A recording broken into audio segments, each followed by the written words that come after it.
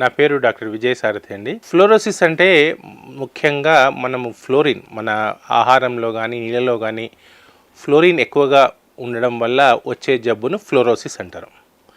ఈ ఫ్లోరోసిస్ ఎలా కనుక్కున్నారంటే 1901లో ఒక డెంటిస్ట్ ఏం చేశాడంటే ఒక చోటికి వెళ్ళాడు, అమెరికాలో డెంటిస్ట్. అక్కడ ఏం చేసి పళ్ళని చూస్తే ఏంటంటే పళ్ళ పైన గారెలు కనిపించాయి.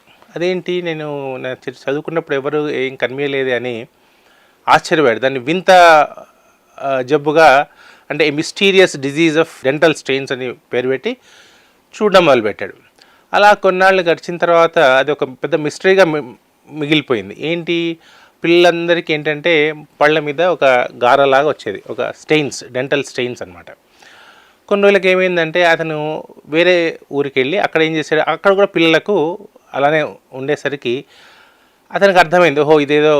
వాళ్ళు అడిగారట వాడిని, ఏంటయ్యా పిల్లలు మీరు ఏం చేస్తున్నారంటే వాళ్ళు ఒక వాటర్ సప్లై, అంటే గత 30 ఏళ్ళ నుంచి ఒక వాటర్ సప్లై ఒకటి దాంట్లో వాటర్ తాగుతున్నారు అన్నమాట. దాంట్లో ఏంటంటే వాటర్ నుంచి వచ్చే అవకాశం ఉంది అని అట్లా పరిశోధనలు సాగించి ఒక 30 సంవత్సరాల తర్వాత వాళ్ళు ఏం కనుక్కున్నారంటే ఫ్లోరిన్ అనే ఒక మన అణువు ఉంది చూసారా, దానివల్ల ఈ యొక్క ఫ్లోరోసిస్ వ్యాధి వస్తుంది అని నిర్ధారించారు. మన ఫ్లోరోసిస్ వ్యాధి ముఖ్యంగా మన ప్రపంచ వ్యాప్తంగా చూస్తే ప్రతి ఒక్క కంట్రీలో ఒక ఫ్లోరోసిస్ అనే వ్యాధి ఉంది. ఎలా వస్తుంది ఇది అంటే 3 రకాల సోర్సెస్. ఒకటేమో భూగర్భ జలాలు, రెండోది ఫుడ్ ఐటమ్స్ అంటే ఆహార పదార్థాలు, మూడోది ఎయిర్ పొల్యూషన్. భూగర్భ జలాల్లో మామూలుగా ఫ్లోరిన్ శాతము 1 ppm కన్నా ఎక్కువ ఉంటే అది మనిషి యొక్క ఆరోగ్యాన్ని పాడు చేస్తుంది. పర్మిసిబుల్ లెవెల్ WHO స్టాండర్డ్ ప్రకారం 1 ppm అంటారు, 1 parts/million. అంతకన్నా ఎక్కువ ఉంటే ఏమైందంటే పిల్లల్లో డెంటల్ ఫ్లోరోసిస్ అని వస్తుంది. డెంటల్ ఫ్లోరోసిస్ అంటే ఏంటి, పైన 2 పళ్ళ మీద నల్ల చారికల్లాగా వస్తాయి, అవి పర్మనెంట్ స్టెయిన్స్ అనమాట. అదేంటంటే తర్వాత ఇంకా ఎక్కువ ఫ్లోరిన్ కనుక ఆహారం ద్వారా తీసుకుంటే ఆ యొక్క ఫ్లోరిన్ అనేది బాడీలో ఎంటర్ కాగానే ఎముకల్లో ప్రవేశించి ఎముకలను బాగా పెళుసుబారేటట్టు చేస్తుంది. సో ఇది 2వ స్టేజ్. ఇంకా 3వ స్టేజ్ ఏంటంటే మొత్తం కాళ్ళు చేతులు వంకరై క్రిపులింగ్ వ్యాధిగా సంక్రమిస్తుంది అనమాట. మన తెలంగాణలో ఏంటంటే నల్గొండ టిపికల్ ఎగ్జాంపుల్. ఈ ఫస్ట్ మన సౌత్ ఇండియాలో ఈ యొక్క ఫ్లోరోసిస్ని దర్శి అని మన నెల్లూరు డిస్ట్రిక్ట్లో ఉన్న దర్శిలో కనుక్కున్నారు. అక్కడ కూడా ఈ యొక్క వ్యాధి లక్షణాలు కనబడ్డ తర్వాత వాటిని ఫస్ట్ టైం ఈ యొక్క ఆంధ్రప్రదేశ్లో దర్శి మరియు కనిగిరి ప్రాంతంలో కనుక్కున్నారు. అప్పుడు నెమ్మదిగా ఏంటంటే ఓహో ఫ్లోరోసిస్ వల్ల వస్తుంది. అప్పుడు ఏం చేస్తారు, జనరల్ ఏంటంటే ఈ డిజీజ్ ఏంటి, ఎక్కువగా ఫ్లోరిన్ శాతం నీళ్ళు తాగడం ద్వారా వస్తుంది. మామూలుగా ఇది పేద ప్రజలకు వస్తుంది వ్యాధి. ఎందుకు అని ఆలోచిస్తే పేద ప్రజలు ఏం చేస్తారు, కాయకష్టం చేస్తారు. కాయకష్టం చేయడం ద్వారా ఏమవుతుంది, ఒంట్లోని చెమట చాలా వరకు పోతుంది. ఎంత చెమట పోతే అంత నీళ్లు తాగుతారు. అంత నీళ్ళు ఎక్కువ తాగితే ఏంటంటే ఎక్కువ ఫ్లోరిన్ తీసుకుంటారు అనమాట. అలానే రెండోది ఏంటంటే ఆహార పదార్థాలు. ఏ ఆహార పదార్థాలు, ఏ యొక్క మనము ఫ్లోరోసిస్ భూగర్భ జలాలున్న ప్రాంతాల్లో పండించిన ఆహారం తీసుకోవడం ద్వారా ఎక్కువ ఫ్లోరిన్ మన శరీరంలోకి పోయి ఫ్లోరోసిస్ వచ్చే అవకాశం ఉంది.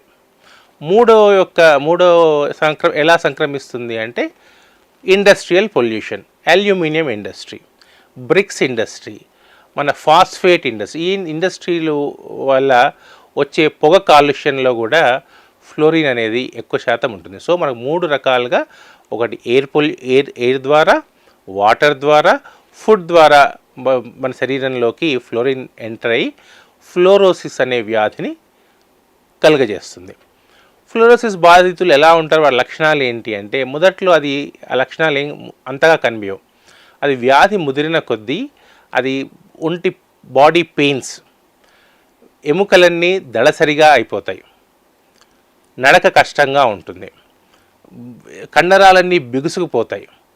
అంటే మన బాడీలో ఏంటంటే స్పైన్ అనేది ఏదైతే ఉంటుందో అది మన బాడీ కదలడానికి దేవుడు నిర్మించిన ఒక అవయవం. అటువంటి వాటిని మొత్తం దాన్ని గట్టిపరిచేసరికి ఒక స్పైన్ అంతా మామూలుగా స్ప్రింగ్ లాగా ఉండాల్సిన మన స్పైన్ గట్టి బ్యాంబూలా తయారవుతుంది అనమాట. దాంతో ఏంటంటే కదలికలు చాలా కష్టంగా అయిపోతాయి.